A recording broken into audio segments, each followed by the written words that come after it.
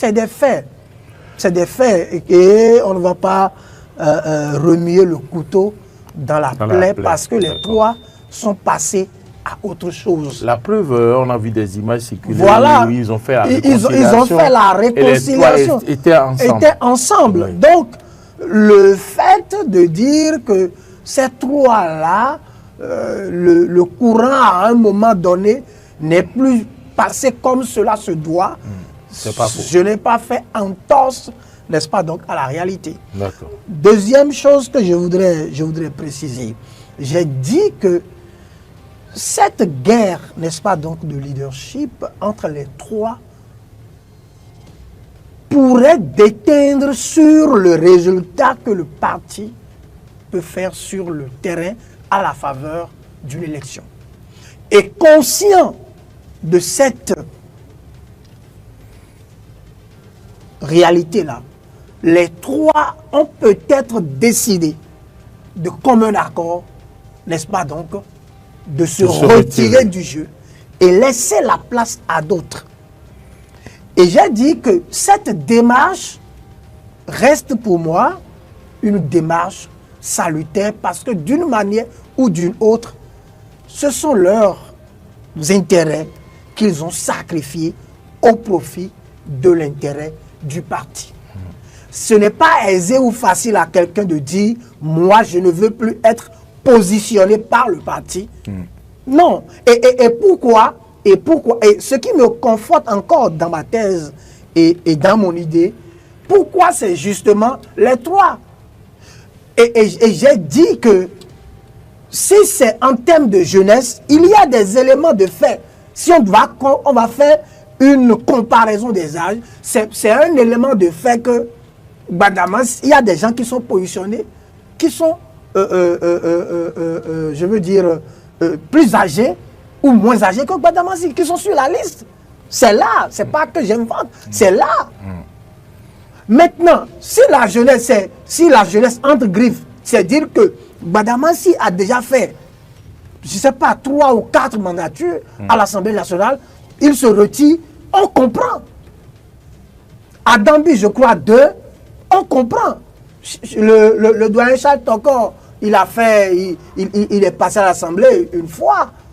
Maintenant, s'il décide, on comprend également. Mais je continue pas à croire que ce n'est pas fondamentalement une manière de dire. Cela ne conforte pas l'idée qu'ils se sont repliés pour céder place à la jeunesse. À la jeunesse. En tout cas, c'est pour donner force à leur parti politique. J'estime que c'est pour se donner force à leur parti politique qu'ils se sont retirés pour éviter que le conflit déjà réglé n'ait de répercussions sur eux. Ensuite, je voudrais, quand j'ai fini de faire cette précision-là, je dis ceci que pour les élections de 2023, le parti Bloc républicain n'a réussi à avoir qu'un seul siège. Un seul siège. N'a réussi qu'à avoir un seul siège.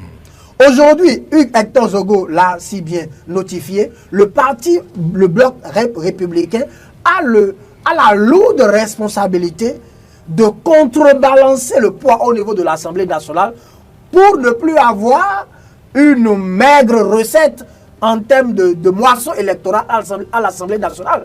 Si le parti Bloc républicain arrive à avoir, je ne sais pas, 40 ou 45 députés, ce serait un bon qualitatif pour le parti. Donc, ils ont encore un autre défi qui est de lever au moins 3 à 4 sièges pour conforter le poste, en fait, leur place de leadership dans cette région-là. Et pour y arriver, je dis que Rachid Gbadamassi n'est pas n'importe qui. Adambi n'est pas n'importe qui. Charles Tokor n'est pas n'importe qui. Voilà maintenant qu'ils ne sont plus sur la liste. Quel va être leur rôle alors qu'ils disent maintenant qu'ils se sont repliés, qu'ils se sont retirés pour laisser la place aux jeunes?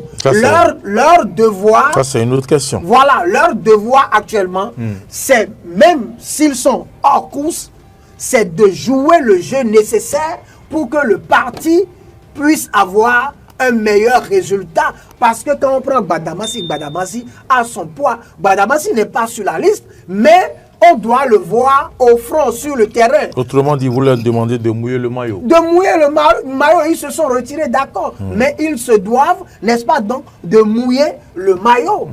Et montrer, tel qu'on les a vus au cours de cette conférence de presse-là, à 3. On veut également les voir à 3 sur le terrain, mouiller le maillot pour ces jeunes à qui ils ont cédé la place. Je voudrais rebondir pour dire que visiblement, mon cher Stéphane se mélange les pédales ce soir. Par rapport à quoi?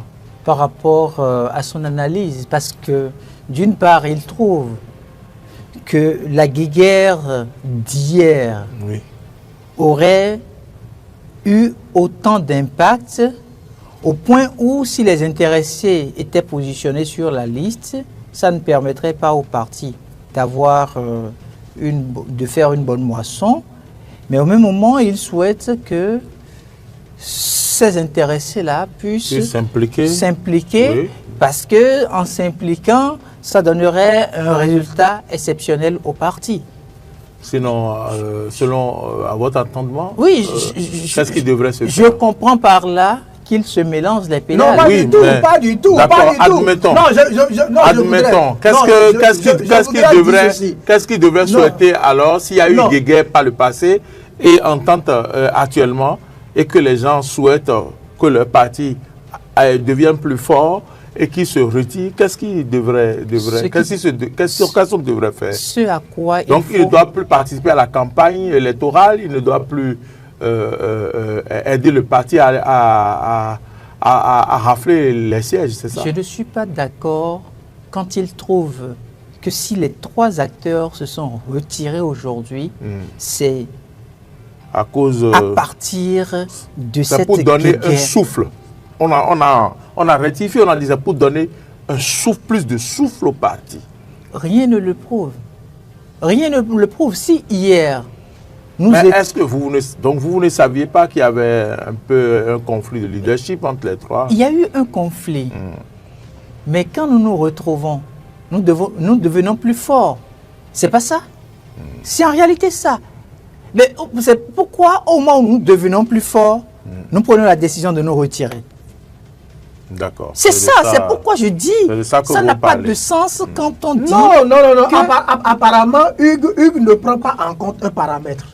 Nous sommes partis, n'est-ce pas, donc de l'idée qu'il y a positionnement sur une liste électorale. Et à la faveur de la confection de cette liste électorale, on a constaté qu'il y a 3 leaders de la zone qui ne se retrouvent plus sur cette liste. C'est un élément de base. Est-ce que, je n'ai pas fini. Est-ce que les intéressés qui sont positionnés actuellement... Non, je vais répondre à votre réaction. Non, je n'ai pas fini. Je vais réagir. Permets-moi de finir. Je vais réagir au premier élément. Non, permets-moi de finir. Alors, ces 3-là ne se retrouvent plus sur la liste. On est d'accord? On constate que ces 3 qui ne se retrouvent plus sur la liste vont faire une conférence de presse pour dire que c'est parce que eux, délibérément, ils ont choisi laisser la place à la jeunesse. Je dis, le fait de le faire pour moi, ne me convainc pas. Parce qu'il y a eu un précédent factuel qui démontre que les 3 ont été en froid. Et le fait qu'ils aient été en froid pourrait porter préjudice au parti. Le fait de les retirer donne un certain poids au parti.